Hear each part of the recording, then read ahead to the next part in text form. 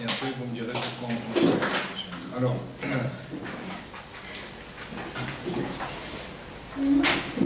on va faire ce shiur de Hashem Leilou Nishmat, Denis Zechron Livrato, enregistré avec préparation.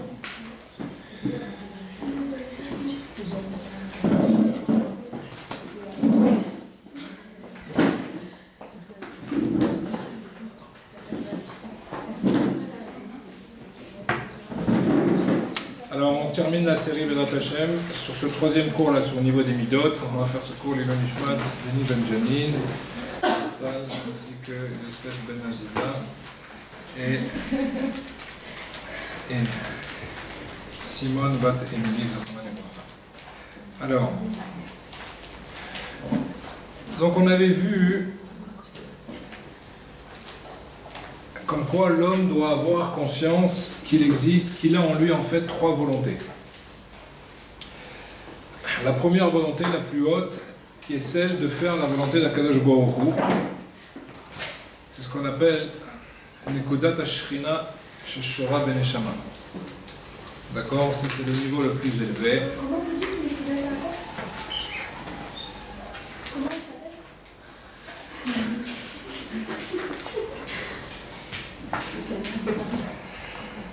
Nekudat Ashrina Sheshora Ben Neshama. C'est le Etzem Dvekut Bashem Gamour. D'accord? Deuxième volonté, c'est celle sur laquelle on doit essentiellement travailler, c'est la volonté de faire la volonté d'Hachem.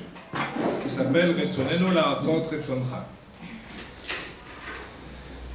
Et il existe une troisième volonté qui est toujours là et qui est de faire l'inverse de la volonté d'Hachem.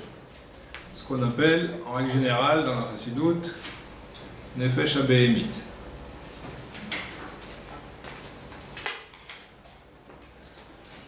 Et il faut savoir qu'en fait, si on analyse nos actes, dans chacun de nos actes, il y a ces trois dimensions, ce qui veut dire donc ces trois volontés distinctes qui sont évidemment mélangées et qu'on doit, si on veut parvenir à travailler les midot, c'est qu'il faut arriver à, premièrement, les séparer, deuxièmement, les analyser, et troisièmement, pouvoir accentuer l'une ou l'autre. C'est ainsi qu'on arrivera à un travail effectif, et non pas une avodat Hashem au niveau des midot qui reste imaginaire, et donc qui vacille sans arrêt entre le fait de faire et de ne pas faire, plus ou moins les choses comme il se doit. Si on prend un exemple de la colère, par exemple,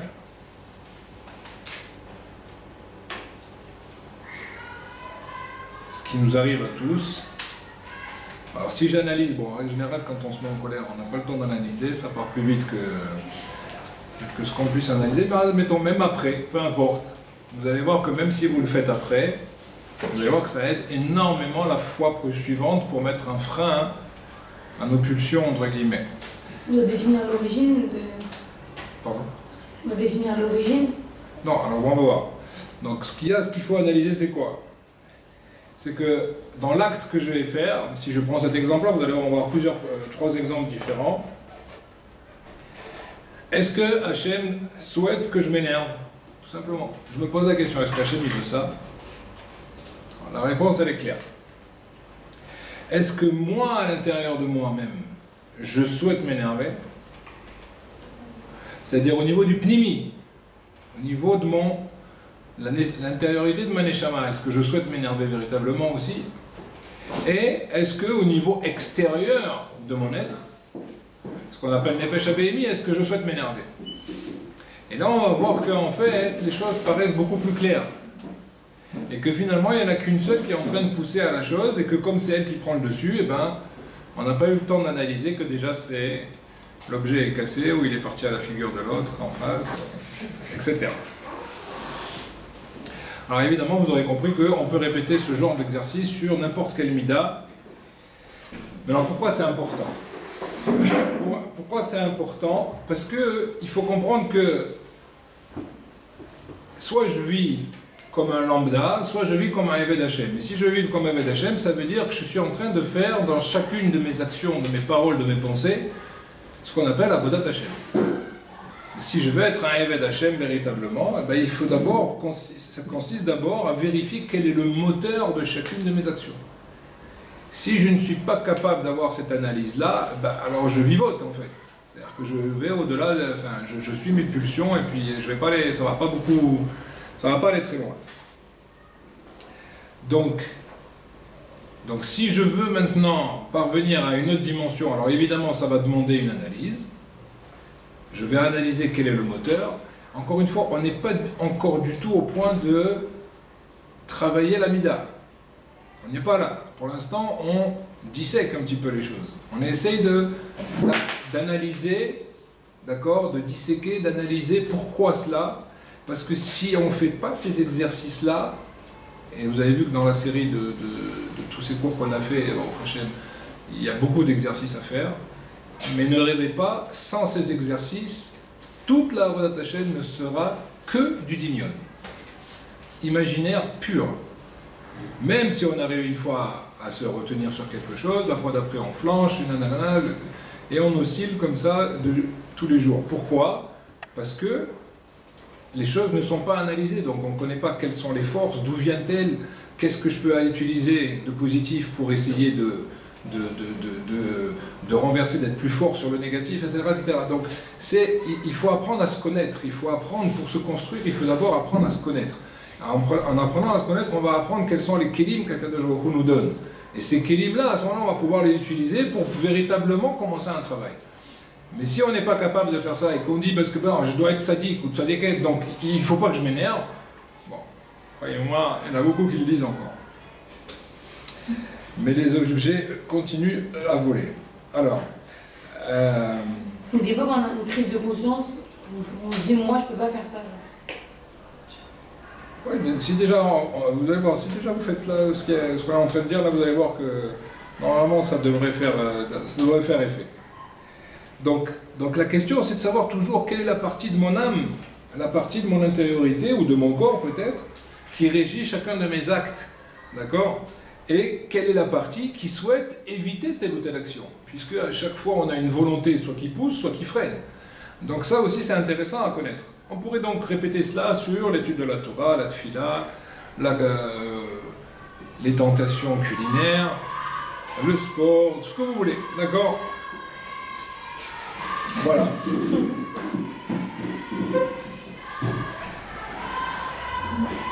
Et donc ce besoin de toujours vérifier est-ce que mon acte, est-ce qu'il est bon ou pas, quelles sont mes motivations de cet acte-là, quels sont les freins pour cet acte-là, etc. Alors, même s'il est clair que nous connaissons parfaitement quelles sont les choses qui me rattachent à Kadosh Baruch Hu et quelles sont celles qui m'en éloignent, d'accord? Ça c'est au niveau de la théorie.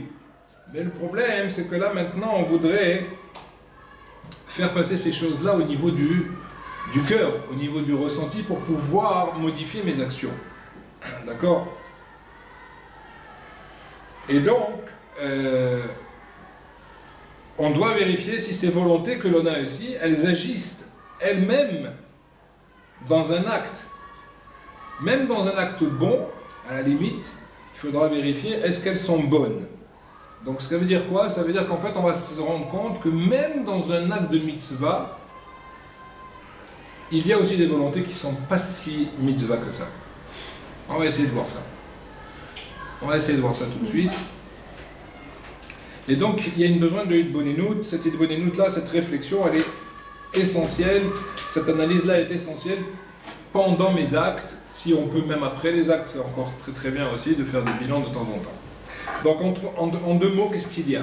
Il y a premièrement le birour de savoir qu'est-ce qu'il veut en moi et qu'est-ce qu'il ne veut pas en moi cet acte-là. Pourquoi est-ce que je veux faire cet acte ou pas? Pourquoi je ne veux pas le faire? D'accord? Et donc c'est là-dessus qu'on a les trois volontés qui sont mélangées et qu'on va essayer de disséquer petit à petit. Évidemment, essayer d'éliminer petit à petit celle du Nefesh HaBehemit, renforcer au maximum celle de Retsonenu la Hatzon Retzontra, parce qu'il faut savoir que dans la pnimiut, dans l'intériorité de moi-même, il n'y a que ça. n'importe quel juif, au fond de lui-même, il ne veut faire que Retzon Hashem. Et après, il y a une volonté encore plus élevée qui est carrément, au niveau de la Dvekout, on verra peut-être à la fin du cours, c'est encore une volonté encore plus élevée où on est carrément confondu dans la volonté d'Hachem. D'accord? Bon, c'est des niveaux très élevés. Deuxième niveau qu'il faudra développer à chaque fois que l'on aura cette analyse-là, et après avoir fait cette analyse-là, c'est la notion de tfila. Ça, c'est extrêmement important parce que sans tfila, on n'arrive à rien du tout. Mais très souvent, on imagine que la tfila, c'est uniquement pour demander ce que j'ai besoin. J'ai besoin, en règle générale, c'est plus sur les commodités matérielles, c'est plus sur des... Bon, ça peut être aussi sur du spirituel, etc. Mais en tout cas, au niveau de la série, on a essayé de développer ces notions-là, mais c'est important également de réaliser qu'on doit beaucoup, beaucoup prier pour qu'Hachem nous aide à mieux le servir. Parce qu'Akadosh Baruch Hu, en fait, il veut que ça. Entre guillemets, il veut que ça, parce qu'il n'a pas besoin de nous. C'est nous qui avons besoin de lui pour parvenir à cela, d'accord? Et donc, il faut beaucoup, beaucoup prier là-dessus également, que Hachem nous aide à ce que toutes mes motivations, tous mes actes soient vrais. Et ils ne soient pas sans arrêt mélangés avec d'autres choses que je ne perçois même pas et qui en fait motivent et voire même peuvent carrément être le moteur de chacune de mes actions. C'est-à-dire que même quand je fais une mitzvah, eh ben je peux finalement, si je la dissèque, je peux me rendre compte que toute la motivation n'était pas du tout de faire la volonté d'Hachem. Encore une fois, ça ne veut pas dire que c'est mal. C'est sûr que c'est pas ce qu'il faut faire. Mais déjà de le savoir, c'est énorme. Parce que si je ne le sais pas, toute la vie je pourrais continuer à le faire. Et puis c'est tout. Il y a des gens qui vont aller à la prière. Pourquoi? Parce que leur père leur a dit il faut aller à la prière. Donc on va aller à la prière tous les jours. Mais ça peut prendre des années. Jusqu'au jour où peut-être que lui-même il va décider d'aller à la prière. Jusqu'au jour où lui-même il va décider de comprendre qu'est-ce qu'il y a dans la prière. Parce que le jour où lui-même il va comprendre qu'il n'y a pas besoin d'aller à la prière, mais il y a besoin de prier pour se rattacher à Hachem, etc. Donc il y a énormément de niveaux là-dedans. Mais pendant des années, peut-être qu'il l'a fait parce que tout le monde le fait, et puis parce que, voilà, quoi, il suit le système. Est-ce que c'est déjà une mitzvah de faire comme ça? Mais il a une mitzvah d'avoir fait les pas, d'aller au Beth Knesset. Mais s'il a pas prier, je ne sais pas s'il a fait, après tout dépend comment il prie, mais encore une fois. Et pour toutes les mitzvahs qu'on fait un peu machinalement. C'est pas grave, encore une fois. Kadosh Baruch Hu, il ne nous demande pas de devenir tzaddik du jour au lendemain. Il ne nous demande pas de devenir des gens bien du jour au lendemain, ça prend du temps. Mais ce que je veux dire, c'est ce que je suis en train d'expliquer, c'est qu'il y a une échelle ici. On ne peut pas passer du haut en bas. Enfin, du bas en haut plutôt. On ne peut pas monter cette échelle d'un seul coup. Parce qu'en règle générale, quand on le fait, on la descend très très rapidement. D'accord? Donc on ne peut pas faire ça. Donc il faut monter les échelons. Mais ces échelons-là, il faut les connaître. Et quand on les connaît, alors là, on avance.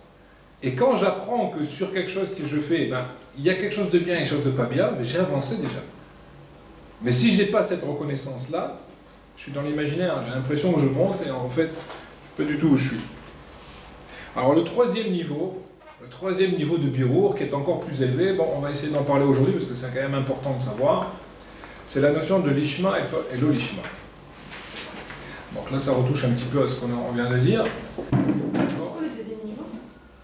C'est pas une deuxième niveau, c'est une deuxième étape. La deuxième étape, c'est la tfila. On a dit premièrement, le bureau de mes actions, analyser chaque chose, d'où est la motivation, d'où ça vient. Deuxièmement, la tfila pour nous aider justement à ce que Akadosh Baruch Hu nous aide à augmenter le niveau de Retzonenu la Tzontra. Troisièmement, ensuite la notion de l'ishma et l'olishma, c'est encore un niveau encore plus élevé. On va essayer d'en parler tout de suite. Pourquoi? Parce que normalement, l'objectif devrait être que toutes mes actions soient motivées uniquement par du lishma. D'accord? Mais l'ishma, on va voir que c'est très très compliqué. Et sachez qu'en règle générale, on ne peut pas arriver à 100% de l'ishma. Ça veut dire que ce n'est pas noir et blanc. C'est pas noir et blanc, et ça c'est très important de le savoir parce que sinon, on s'imagine, voilà, là j'ai fait quelque chose de bien, je suis l'ishma. Il y a des niveaux, d'accord? Il y a des niveaux, croyez-moi, là-dedans aussi. Mais c'est important de le savoir. En règle générale, sachez, parce que quand on voit ce que disent les grands tzadikim, ou Baalei Moussar, ou Baalei Mamaj, les gens qui se sont travaillés sur eux pendant des 80 et 90 ans, et qui vous disent que voilà, s'il y avait quelqu'un qui pourrait me dire est-ce que mon Avodat Hashem, est-ce qu'elle est vraie ou pas, est-ce qu'elle est vraiment allée pour Hashem ou pas, je courrais pour aller le voir, même je traverserais les mers pour lui. Donc comprenez bien que ça veut dire que c'est des gens, c'est-à-dire que jusqu'à la fin de leur vie, on ne sait pas encore. Il n'y a que le jour où on sera devant Akadosh Baruch Hu véritablement qu'on pourra savoir quelles étaient les véritables motivations de chacun de nos actes. Donc c'est pour ça que c'est quelque chose qu'il faut évidemment travailler, mais voilà, sachez qu'il y a du chemin là-dessus.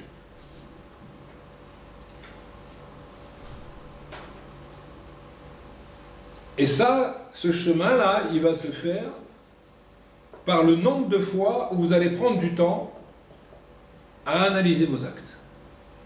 C'est cette analyse-là qui va vous permettre petit à petit de savoir quelle est la partie de l'ishma, entre guillemets, dans ce que vous faites. D'accord? Mais déjà de savoir que c'est mélangé au début, c'est déjà un pas. On avance. D'accord? Je prends un exemple, bon, plus pour les hommes peut-être, au niveau du Limud Torah, on a envie, soit on a envie d'étudier, soit on sent qu'il y a un besoin d'étudier, soit qu'on ressent qu'il y a sur nous que si je n'étudie pas, je fais vite tout le Torah, donc c'est pas bien, etc. Bon, Bekitsour, il y a beaucoup de choses qui sont mélangées en nous, on se met, on s'assoit, on commence à étudier. Est-ce que Kadosh Baruch Hu, il veut qu'on étudie? Oui, 100%. Sauf si vraiment on est dans des cas où il y a autre chose à faire, à ce moment-là il y a une mitzvah que personne ne peut faire à notre place. Bon, je ne parle pas de ça maintenant. Mais en règle générale, il y a aussi la faute là-dessus. Mais en règle générale, si à Kadosh Baruch Hu on s'assoit pour étudier, Vadaï, c'est ce qu'il veut. Maintenant, ma volonté intérieure, c'est-à-dire que la neshama, au niveau de la neshama pnimi, d'accord, une retson pnimi, c'est aussi de faire la volonté d'Hachem, puisque je sais qu'Hachem me demande d'étudier, pour un homme en tout cas, pour une femme c'est plus pour de connaître, plus que de l'étude pour l'étude, mais en tout cas de connaître, savoir ce qu'elle doit faire. Mais là, il y a aussi une volonté d'Hachem pour cela, elle doit aussi faire cela. Donc en tout cas, il y a une volonté d'Akadosh Baruch Hu de le faire. Et moi, donc, je voudrais faire cette volonté. Mais cependant, il y a aussi une autre volonté, soit qui me dit, bon, ça va, attends un petit peu, dans 5 minutes on va commencer, d'accord? Donc ça c'est la midat de la tzlout qui parle, de la paresse. Se peut aussi que maintenant on dit, je vais aller étudier au Beth Midrash, pourquoi? Pour que les gens me voient que je suis en train d'étudier, donc déjà c'est pas... On est sur du kavod, d'accord? Vous voyez qu'il y a plusieurs choses qui peuvent se mélanger, il y en a qui veulent recevoir les honneurs, d'accord? On l'appelle Rav, on l'appelle ci, on l'appelle ça, d'accord? Il y en a qui veulent étudier, pourquoi? Parce qu'il a peur d'avoir le Gehinam s'il n'étudie pas. Donc vous voyez qu'en fait, tous ces gens, ils sont tous en train d'étudier. Mais personne n'a la même motivation du tout. Personne n'a la même source de volonté qui va le faire arriver à s'asseoir. Alors encore une fois, même si la personne a peur, c'est déjà bien qu'il est en train quand même de surmonter la paresse qui lui dit va t'amuser, va écouter de la musique ou faire autre chose, d'accord? Il est en train d'étudier. Mais cependant, de croire que si maintenant si j'étudie, je suis en train de faire la volonté d'Hachem, hop, doucement. Il y a encore du chemin. D'accord? Ça c'est important à comprendre. Pourquoi cela? Parce que celui, et ça aussi il faut le réaliser, c'est que si toute ma motivation est motivée par du kavod, ou motivée par recevoir les honneurs par rapport au fait que les gens me voient, parce que je suis au Beth Midrash, il y a des gens ils sont au Beth Midrash, ils s'assoient, bon peut-être qu'ils n'étudient pas vraiment, parce qu'en règle générale quand on va au Beth Midrash pour qu'on les voit, ils n'étudient pas beaucoup. Mais ils sont là, ils sont assis en tout cas. D'accord? Mais il faut savoir que si c'est motivé par cela, il faut savoir que c'est 100% l'eau l'ishma. D'accord? Étudier l'ishma pour faire la volonté d'Akadosh Baruch Hu netto, sans vouloir quoi? Ça veut dire quoi? Ça veut dire que je fais la volonté d'Hachem, je viens même pas pour savoir. Je viens même pas pour connaître. Je viens uniquement parce qu'Akadosh Baruch Hu me le demande. Ça c'est l'ishma. C'est-à-dire qu'Hachem veut que j'étudie, j'étudie. Je vais évidemment étudier mon cerveau. Je vais étudier mon cerveau, je vais essayer de comprendre ce que je suis en train d'étudier. Je ne suis pas en train de lire des télim. Mais je ne le fais pas pour comprendre. Parce que là, encore une fois, tu auras beau comprendre, tu seras encore très très loin de la compréhension. D'accord? Donc je le fais uniquement parce qu'Akadosh Baruch Hu me demande de le faire. Mais est-ce qu'on peut viser sans vouloir même recevoir le moindre salaire de ce que je suis en train de faire. Je ne veux ni Gan Eden, ni Olam Haba, ni quoi que ce soit. Croyez-moi, pour arriver à ces niveaux-là, il faut savoir véritablement ce que c'est et ce qu'on perd pour pouvoir y renoncer. D'accord? Mais si on ne réalise pas ce que l'on perd, alors évidemment on peut dire, voilà, je ne fais ça que pour Hachem, parce que tu ne réalises pas les choses. D'accord? Donc il faut comprendre que, en deux mots, c'est quelque chose d'extrêmement difficile. D'accord? Bon, on en parle aujourd'hui, c'est intéressant de savoir cela, puisque c'est sur l'échelle maintenant de ce travail des méthodes. Mais là, justement, celui qui fait ça, il comprend qu'il a tout à gagner à étudier. Qui dit quoi? Non, il a tout à gagner, genre si... On a tous tout à gagner. La question, c'est quelles sont mes véritables motivations pour avoir tout à gagner. Qu'on puisse le voir au Beth Midrash, il a aussi peut-être tout à gagner. Si on voit qu'il est matmi, qu'il reste longtemps, etc., on va peut-être le prendre pour être rave dans un endroit, ou Magichio à un autre endroit, etc. Il y a plein de choses. Croyez-moi, c'est très très mélangé. Pour l'instant, on essaye de voir un petit peu les choses. Chacun après cela fera sa petite cuisine et essayera de regarder. D'accord? Donc il y a besoin d'avoir cette analyse-là. D'accord? Donc on pourrait se demander, alors comment est-ce que je dois faire pour étudier d'une façon convenable? D'accord? Eh bien, c'est justement après avoir analysé toutes ces volontés réelles qu'à ce moment-là, que finalement je vais réaliser qu'il y a plein de choses qui se mélangent en moi, dans la motivation de commencer à étudier. Donc quand on étudie, on va voir d'autres exemples tout de suite. Et à ce moment-là, je vais me tourner vers Akadosh Baruch Hu pour véritablement lui demander de quoi que d'éveiller en moi la volonté petit à petit que ma motivation soit véritablement motivée uniquement par le Lishma. Uniquement pour lui. Est-ce que c'est atteignable? Oui. C'est pas humain, ça veut dire... oui, à 100% c'est pas humain. En 100% c'est pas humain, vous avez raison, mais on doit y arriver. Si c'est pas humain, ben, on peut pas y arriver. Non, quand je dis on doit y arriver, c'est-à-dire on doit arriver à augmenter le pourcentage. On doit commencer au moins à rentrer sur ça. On doit arriver à nettoyer nos actes petit à petit pour qu'ils soient au moins petit à petit 1% Lishma, 2, 3, 5, 10. Alors 100% vous ne pourrez pas, mais on doit avancer là-dessus. Parce que sinon on peut être carrément sur pas du Lishma du tout. En règle générale, je vous rassure, pour des personnes comme vous qui viennent dans un séminaire pour étudier la Torah, se rapprocher d'Akadosh Baruch Hu et être des personnes comme il se doit, c'est sûr qu'il y a une partie. Impossible d'être à zéro, d'accord? En règle générale, sauf si vraiment la personne elle joue un double jeu, d'accord? Mais en règle générale, c'est pas le cas, sinon elle ne tient pas vraiment, d'accord? Ou on la découvre assez vite. Donc en règle générale, c'est pas ça. Mais sachez que dans le monde en soi, vous pouvez trouver des gens qui font des choses, et puis quand vous fouillez avec eux, vous discutez avec eux, vous vous rendez compte qu'ils n'ont aucune présence, aucune conscience même d'Akadosh Baruch Hu dans la mitzvah qu'ils font. Ça paraît fou, mais croyez-moi, il y en a beaucoup. Croyez-moi, ça existe, et c'est fréquent. Pourquoi? Parce qu'on les a habitués, on leur a appris à faire ça, parce que c'est comme ça, il faut le faire, ils vont pas aller plus loin. D'accord?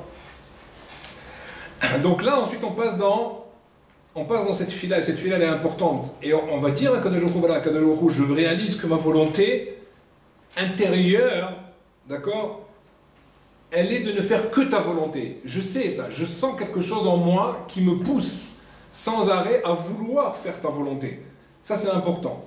Mais cependant, il semble que j'ai une autre volonté également, qui est là, sans arrêt, tout le temps présente, et qui me dit aussi de ne pas forcément faire cela.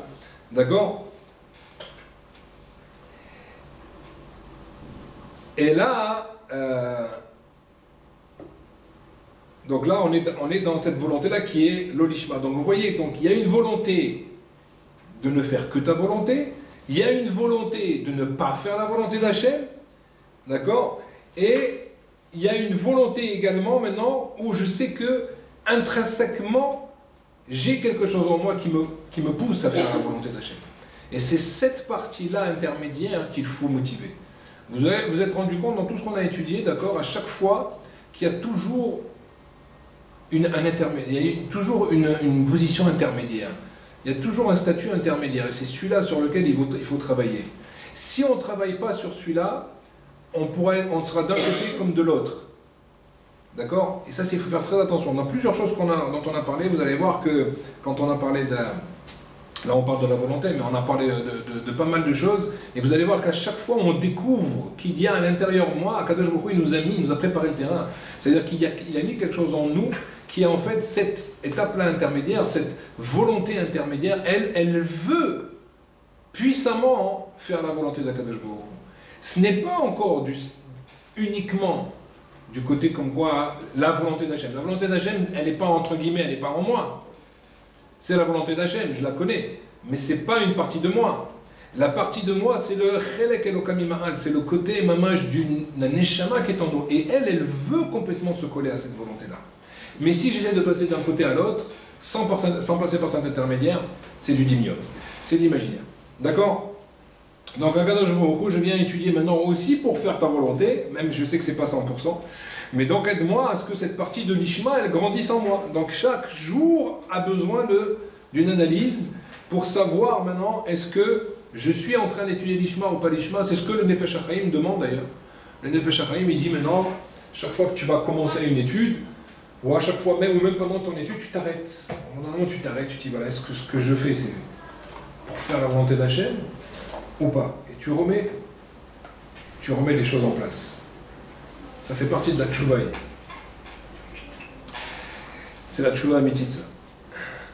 Donc c'est uniquement cette analyse qui va me permettre de petit à petit enlever le lolishma de mes actions, comme vous l'aurez compris.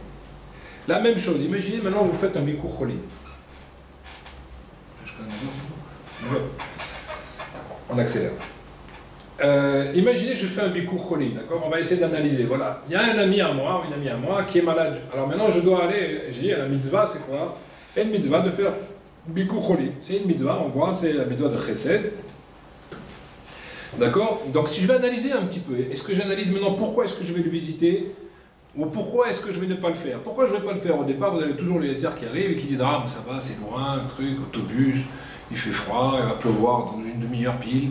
D'accord? D'accord? On connaît toutes ces choses-là. Et donc, de notre côté, il va y avoir ma voix intérieure à moi qui va prendre le dessus. Il dit non, mais attends, c'est une mitzvah. Akadosh Baruch Hu, il voudrait que je fasse ça. D'accord? Et donc, mon ressenti intérieur, il va être oui de le faire. D'accord? Mais le problème, en fait, c'est qu'il peut y avoir aussi, dans cette motivation de le faire, une motivation qui n'est pas forcément très intérieure. Par exemple, que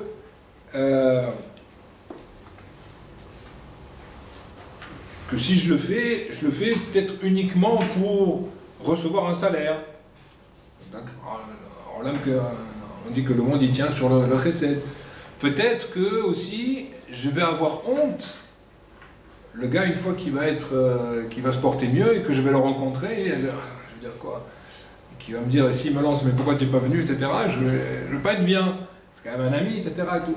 Donc vous voyez qu'il y a des mélanges dans tout ce que l'on fait.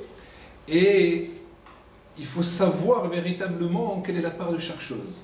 La part de chaque chose qui va nous permettre d'avancer là-dessus. Et donc, on va disséquer et on va essayer de rencontrer maintenant, de séparer la notion du lolishma et de l'ishma.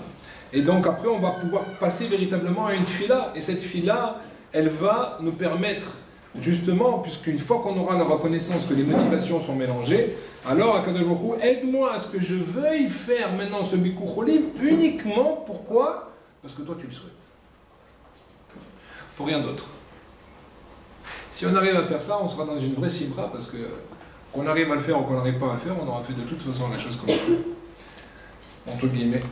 Mais également, c'est cette reconnaissance-là qui va nous permettre de faire augmenter à l'intérieur de nous notre véritable volonté pnimite, qui est en fait Retzonenu La'asot Retzoncha. Et c'est ça, cette partie-là qu'on doit travailler dans tout le travail des midot. Sachez que nous avons ce potentiel. Et ce potentiel-là, il faut le mettre en exergue, il faut apprendre à le faire rejaillir en nous et l'augmenter non-stop. Et ça ne passe que par cet exercice-là, ou ces analyses-là, et ensuite la tfila, et ensuite on va petit à petit avancer. D'accord? Alors je vais vous prendre un exemple beaucoup plus, on descend encore un niveau, d'accord? On a fait le Torah, les cocholés, on va manger le gâteau au chocolat. D'accord? J'y reviens souvent, parce que bon, je sais que personne n'aime ça, donc on va essayer d'analyser. Donc, je suis à la fin d'un repas. Alors évidemment, certains m'ont posé la question, encore une fois, je ne sais pas, au niveau des dames, peut-être que c'est différent, en tout cas au niveau des hommes, c'est clair qu'il y a des aliments que Akadosh Baruch Hu ne souhaite pas du tout qu'on les consomme. D'accord? Une fois que j'ai pris un bon repas, que je suis rassasié avec un bon dessert, de fruits, sur lequel il n'y a pas de taravote en règle générale, vient le gâteau, que fais-je? D'accord? Et donc on parle ici, je parle d'un cas maintenant où je réalise en fait que c'est 100% Tahava, il n'y a rien d'autre. Il n'y a aucun besoin, d'accord, là-dessus, d'accord? Sauf si c'est notre épouse qui l'a fait, il faut l'honorer, sinon elle se vexerait, etc. Ça je comprends. Mais là aussi, on n'est pas obligé de finir le gâteau entier, d'accord? En tout cas, regardez, juste, je vais passer brièvement là-dessus, mais pour comprendre le ta'alir, le processus, c'est-à-dire qu'au départ, je vais le consommer avec une conscience totale qu'il n'est pas nécessaire. Mais mon corps me dit que, quand même, c'est un sacré kiff, quoi. Donc, c'est dommage de s'en priver. Il a fait de bonnes choses dans le monde. Et là, ça commence, ça va très vite. Vous allez voir qu'on trouve des 36 raisons pour pouvoir le consommer, d'accord? Donc, une belle bracha et tout. En plus, je vais faire une belle bracha comme il faut avec les kavanot, d'accord? Donc, mais peu importe. L'essentiel, c'est quoi? C'est qu'on ait conscience que la ta'ava est beaucoup plus forte, d'accord, que la volonté d'Hachem par rapport à cet acte-là. La deuxième fois, vous allez voir que quand vous allez faire cette analyse-là, la deuxième fois que vous aurez cette occasion d'analyser, de consommer la même chose, vous allez le consommer avec beaucoup plus de retenue. Troisième fois, encore plus. Cinquième, dixième. Au bout d'un moment, carrément, je vais voir qu'il y a beaucoup moins de ta'ava. Grâce aux tfilotes que je vais faire petit à petit, donc Akadosh Baruch Hu, il va m'aider à ce que finalement je réalise que cette chose-là n'est pas nécessaire. Donc si elle n'est pas nécessaire, j'ai beaucoup moins d'attirance envers elle. Et c'est ça le but d'arriver à cela. D'accord? Encore une fois, je parle pour les hommes. D'accord? Et ensuite, la tfila va être carrément au bout de la 100e fois, 200, 500, etc. D'accord? Ça prend du temps, vous en faites pas. Et au bout d'un moment, les tfilotes, elles vont se transformer en quoi? Où véritablement, je vais avoir envie de demander à Hachem de ne plus vouloir cela. Alors à ce moment-là, au bout de la 1000e fois, peut-être que je vais commencer à ressentir le désir que je n'ai plus envie de ce genre d'aliments. Mais Hachem ne nous demande pas de nous couper des plaisirs. Non, je n'ai pas dit de couper, vous en faites pas, vous avez fait un bon repas avant, etc. J'ai bien mis le préambule, etc. J'ai pas dit maintenant vous mangez pas, etc. Non, vous en faites pas. Je sais très bien que c'est inutile, d'accord? D'accord? Et pour la balance, c'est carrément d'accord, c'est un homicide involontaire. Donc il faut faire attention. Donc On peut pas revenir sur une bracha, non? pardon? Mais c'est bien de faire une bracha et de goûter. D'accord? Le Gaon de Vilna, il dit qu'il y a plus de mérite dans le fait de ne pas terminer que de faire un jeûne. S'arrêter alors qu'on est déjà dans le plaisir, c'est beaucoup plus dur que de se retenir du plaisir complètement. Allez-y, à vous de jouer, d'accord? Donc en conclusion, l'homme il doit réaliser que son Avodat Hashem elle est sans arrêt mélangée avec le lishma et le lishma. Deuxièmement, il faut analyser chacune de mes actions. D'accord? Même si le lishma, il est loin de moi, mais je sais qu'il est présent et que maintenant, je dois petit à petit le faire rejaillir. Le lishma, on sait également que c'est une réalité. Et donc petit à petit, on va essayer d'amoindrir l'un au profit de l'autre. Et ça, à travers les exercices, comme on a dit, à travers les tfilotes. Et l'exercice après sera... Alors ça, il y a un piège aussi également, c'est que quand on arrive à travailler sur ces choses-là sur une certaine période, après le Yetzer Hara, quand il voit qu'il perd pied un petit peu, comment il va nous attaquer? En nous persuadant que ce que nous faisons, c'est l'ishma. Et ça, c'est aussi un très gros piège. Parce que, comme vous avez dit tout à l'heure, on ne peut jamais arriver à du 100% l'ishma. Tant qu'on est humain. Peut-être Moshe Rabbeinu, Isha Elohim, il est déjà au-delà, d'accord? Mais en tout cas, il y a un mélange. Ben non, si on est arrivé à du 99 et 1, c'est énorme. Mais en tout cas, il faut le savoir. Donc là, comment est-ce qu'il va nous faire? Il va nous faire tomber là-dessus. Et bien, il va nous faire tomber maintenant également en nous faisant croire qu'on est dans du lishma, dans ce que l'on fait, etc. Kol hakavod, tu t'es travaillé, etc. Tu manges lishma, tu fais du lishma. Et ça, c'est aussi un très très gros piège, donc c'est pour ça qu'il faut tout le temps supplier à Kadosh Baruch Hu, qu'Akadosh Baruch Hu nous dirige vers une Avodat Hashem qui est vraie et surtout qui est adaptée à nous. Parce que ce que je suis en train de dire, je vous ai donné les règles générales, mais personne ne va travailler de la même façon, personne ne va travailler sur les mêmes points, et personne ne doit travailler sur les mêmes choses. Parce que chacun est différent, et nous avons 70 facettes, il y a une 70 facettes de servir à Kadosh Baruch Hu, c'est pas pour rien, et chacune en a une facette qu'il faut exploiter. Alors un autre point que je voudrais, pour finir, il me reste quelques minutes, un autre point qui est également essentiel pour parvenir au rattachement avec Hachem, parce que croyez-moi que quand on arrivera à faire ce travail dont je viens de parler là, il est évident que plus on se rapprochera du Lishma dans chacune de mes actions, ben plus j'aurai un rattachement avec un Kadosh Baruch Hu qui sera grand. Alors je vais finir sur ça, vous allez voir, c'est un petit peu... Vous allez voir pourquoi je parle de ça à la fin. C'est un petit peu élevé, d'accord? C'est un petit peu élevé, mais bon, c'est important de le connaître également, c'est important de savoir ces choses-là également. L'homme pose beaucoup de questions, d'accord? L'homme, il a ce qu'on appelle la chokhma. Chokhma, c'est quoi? C'est koachma. C'est le potentiel de poser les questions.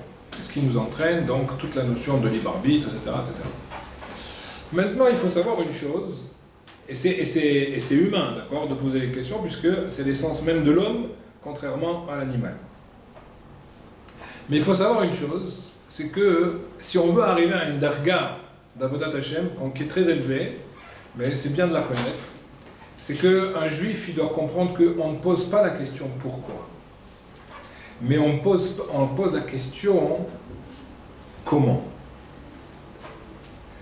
C'est-à-dire lama, poser la question lama, c'est un manque de bitoul devant Akadosh Baruch Hu. Mais par contre, ma, ça oui, on doit poser tout le temps. Comment? Ça veut dire quoi?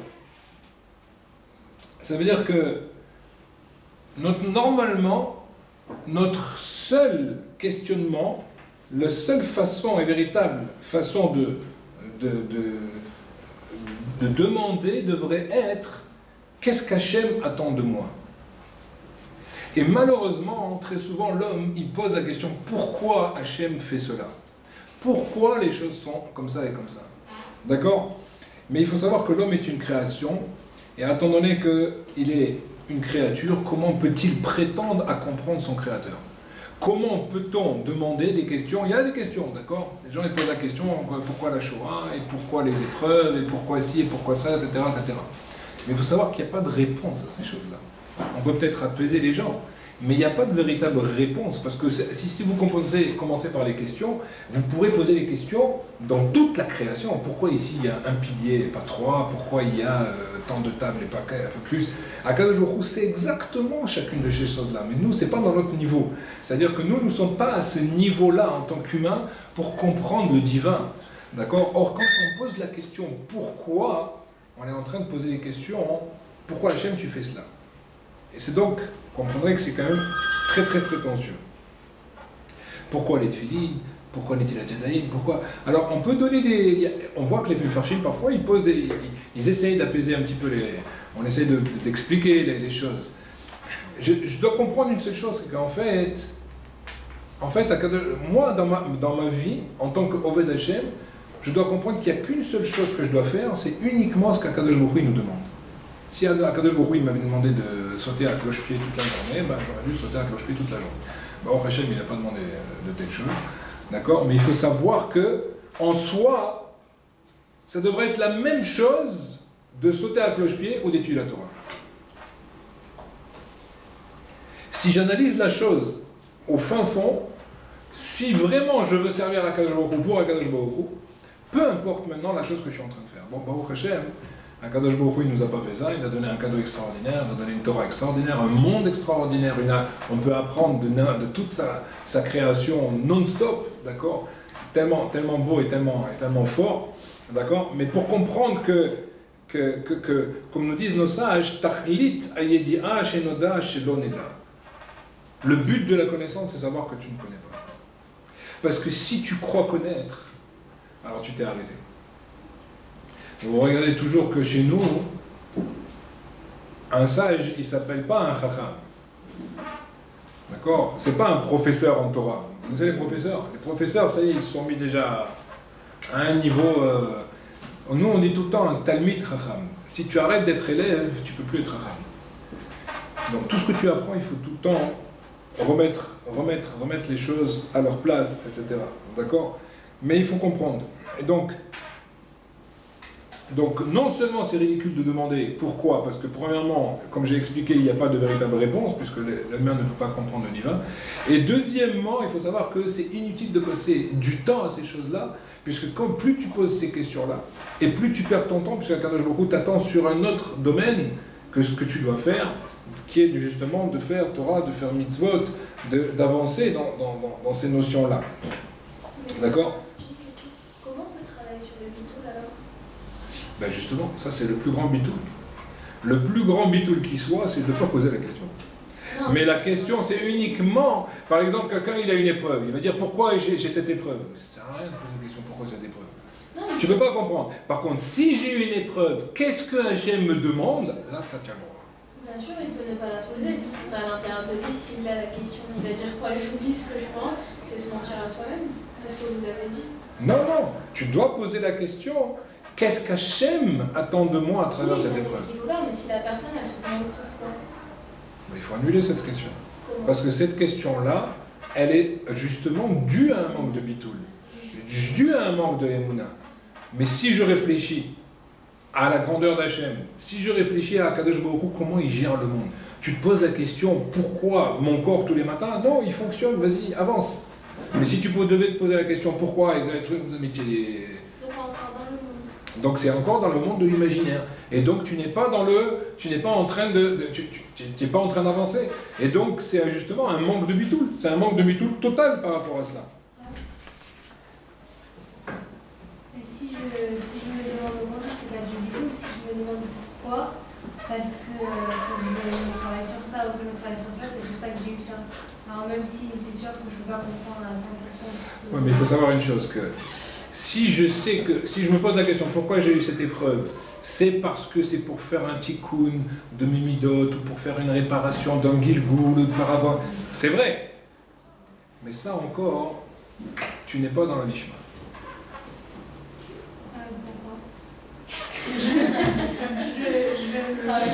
Pourquoi? Voilà, vous avez la réponse.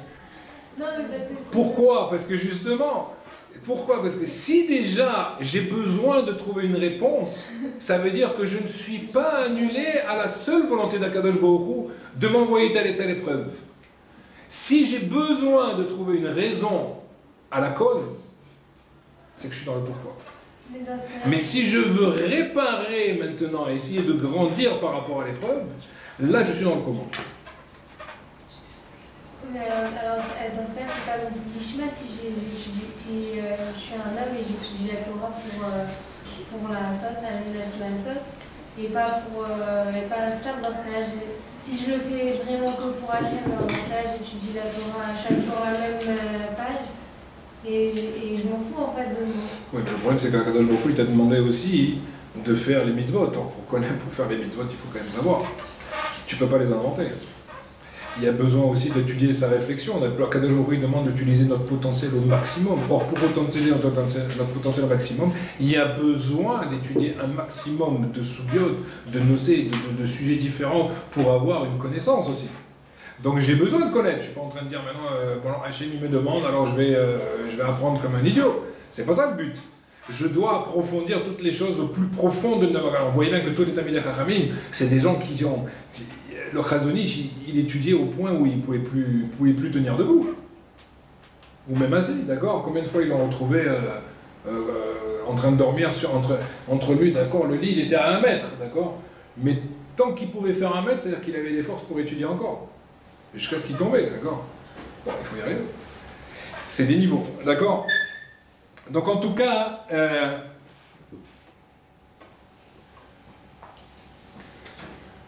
ça, ces choses-là, il faut les faire pénétrer au niveau de notre cœur. C'est ce qu'on appelle une bina. En règle générale, la femme, elle est plus forte que l'homme là-dessus. C'est pour ça qu'elle a ce qu'on appelle une bina yetera. D'accord? Bon, c'est un sujet en soi, je ne vais pas rentrer là-dessus maintenant. Mais si on veut arriver à ce niveau-là, alors là, on devient un véritable... On rentre dans la dimension d'être chaliar d'Akadosh Baruch Hu. D'accord? Mais si au contraire l'homme passe du temps et persiste à vouloir comprendre le pourquoi des choses, et bien automatiquement il se limite à la dimension de l'être créé et il s'empêche donc de s'intégrer lui-même dans la volonté d'Hachem. Le véritable Ishma, c'est quoi? C'est quand je suis complètement intégré dans la volonté d'Akadosh Baruch Hu. C'est-à-dire que je n'existe plus. D'accord? Bon, c'est des niveaux très très élevés, c'est intéressant d'en prendre. Donc, pourquoi je vous dis ça? Parce que je vous avais dit que je ne voulais pas trop faire les cours sur Ahavat Hashem chez Enat Luyabadava. Vous vous rappelez? Bon, c'est ça, en 2 mots. Donc ça va très très haut et c'est pas évident, donc c'est pas forcément pour nous, mais c'est bien d'en connaître. C'est des dimensions qui sont très grandes, très intérieures. C'est la notion de Tamil, Tiye Be'Hashem Elokecha, c'est une notion de Tmimut. La Tmimut, c'est pas d'être simple. La Tmimut, c'est d'être parfait dans le bitoul. D'accord? Ça n'a rien à voir. Et donc, il n'y a plus aucune question. Et donc, on est en Dvekoud avec Akadosh Baruch Hu, ce qu'on appelle Emunah Pshuta, Emunah qu'on ressemble à Akadosh Baruch Hu. Et donc, ça va nous entraîner. Évidemment, la personne qui arrive à ce niveau-là, vous comprenez qu'il y a une sérénité extrêmement forte. D'accord? Il y a une pnimiyut, une proximité avec Akadosh Baruch Hu qui est énorme. Voilà. Donc, on a fini cette série Bezrat Hashem. J'espère que ça vous a permis de réaliser pas mal de choses et d'apprendre pas mal de choses pour nous apprendre comment nous rattacher à Akadosh Baruch Hu. Bezrat Hashem, on continuera sur d'autres sujets.